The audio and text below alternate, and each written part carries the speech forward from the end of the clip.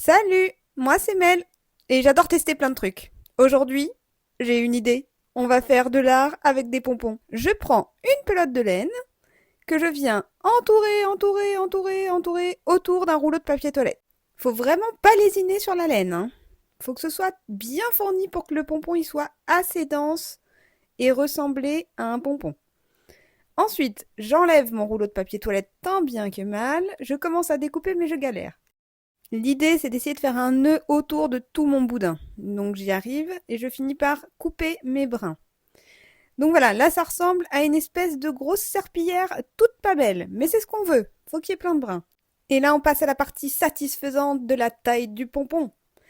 Donc avec un ciseau qui coupe bien, je précise, hein, parce que sinon vous allez galérer.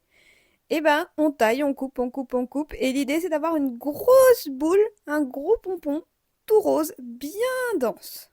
Mais c'est important hein, qu'il soit dense.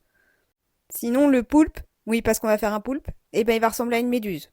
Une fois que ça me convient, on va passer aux tentacules. Et pour les tentacules, on va refaire des pompons, mais cette fois-ci des petits pompons. Je vais cette fois-ci enrouler la laine autour de mes doigts et non plus de mon rouleau de papier toilette. Je viens faire un nœud autour de mes doigts et je serre bien.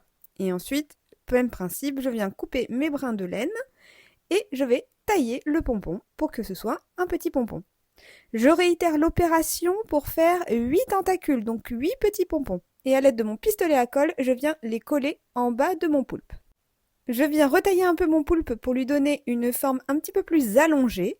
Avec mon pistolet à colle, je viens lui coller 2 perles noires pour former ses yeux. J'ai pris un clou qu'on trouve au rayon de la création de bijoux. Je colle en dessous ce clou pour qu'il soit bien fixé. Je fais un petit rond sur le dessus et j'y accroche mon porte-clés. Et voilà le résultat.